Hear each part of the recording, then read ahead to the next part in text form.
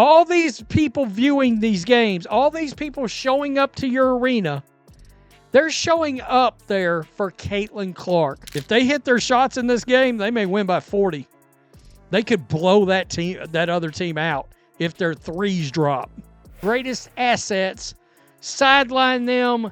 You cannot, you can't take the spotlight off of them. How are you feeling about your squad? Yeah, I'm excited. I think we're young. We got a bunch of shooters, a bunch of, a little bit of everything. But yeah. The Fever president just said something that has fans furious about how the team is handling Caitlin Clark. But it is Indiana Fever leadership, the president, talking about trying to build the Fever brand. Did they just brush off the impact of their biggest star? With viewership soaring and fans packing the stands to watch her, these comments could backfire big time. Are they about to make a huge mistake? Stick around as we dissect what this means for the Fever's future. That we want to sustain the growth and the interest level in the franchise. I mean, this is about the Indiana Fever.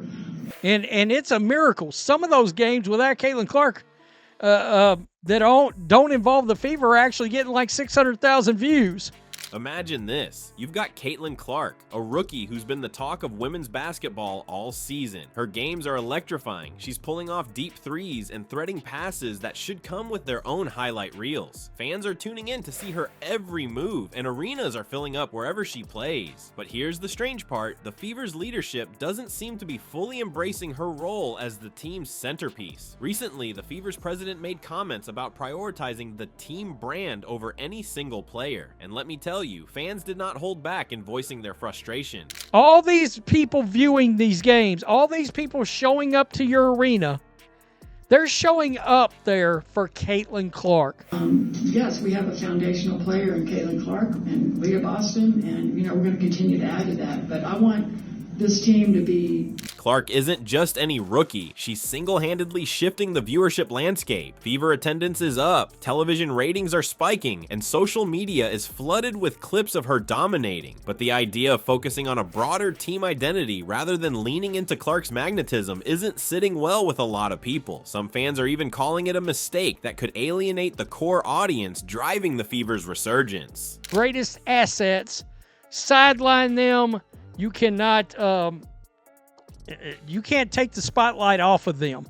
Think about the Chicago Bulls during the Jordan era.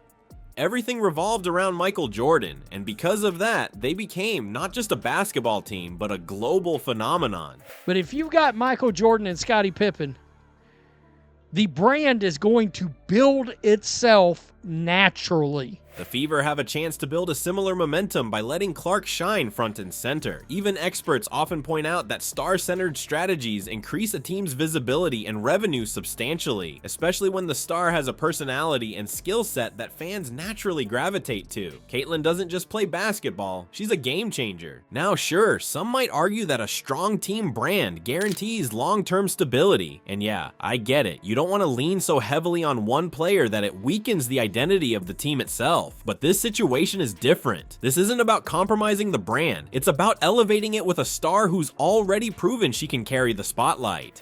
If they had Caitlin Clark as part of their franchise, and we're seeing the kind of things we're seeing, this team could blow a massive opportunity. I said yesterday, I think Indiana is the best place for.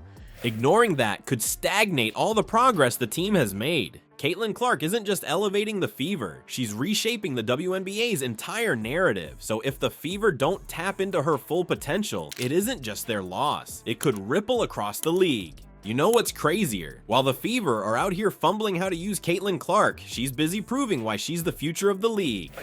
Provided they don't mess up this Caitlin Clark situation, they will become the most valuable team in this country. Now, the only thing the Indiana Fever's got going for them is they're not in New York or Boston, because they would be getting obliterated. This time paired with Sonya Citron in the All-Star game. Clark didn't hesitate to pull Citron onto her team during the draft, saying, "I'm going to take Citron, big fan of her game. Been a big fan of her since she's been in college." How are you feeling about your squad? Yeah, I'm excited. I think we're young. We got a bunch of shooters, a bunch of, a little bit of everything. But yeah. Comments from Sonya Citron, who is going to play with Caitlin Clark in the All-Star game.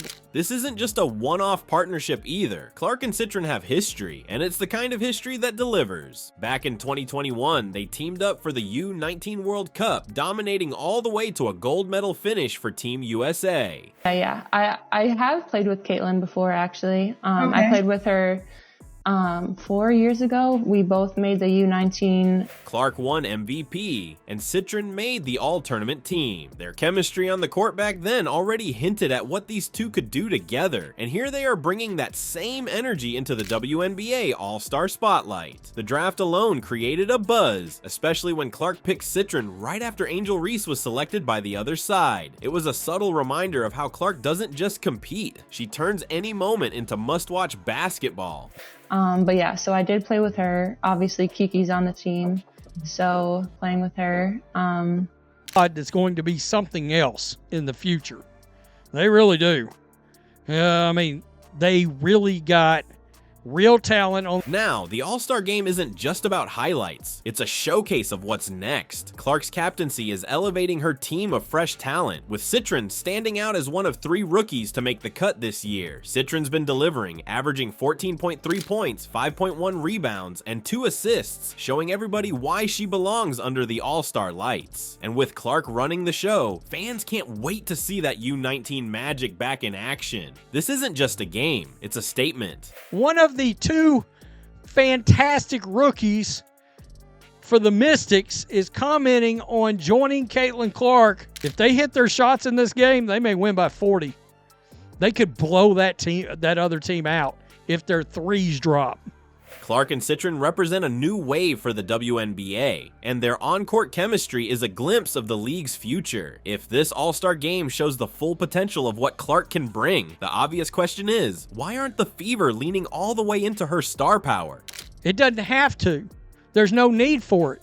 You've got an opportunity for natural growth. I'm just really excited to play with Caitlin, with Sabrina, with all the people on our team. You know, I'm only used to playing with the Mystics, so it's cool to just change it up. Caitlin Clark isn't just a rising star, she's the kind of player who can redefine the Indiana Fever and elevate the entire WNBA. Her impact is undeniable, with fans packing arenas and driving up viewership every time she steps onto the court. And then the other players in the league and on the team will become stars and superstars as a byproduct. The Fever have a rare chance here, a chance to build something iconic around her, to become not just another team, but a brand that leads women's basketball into the spotlight. But if they fail to embrace her fully, they risk losing everything they've gained. What happens next could either cement their rise or leave their fans looking elsewhere.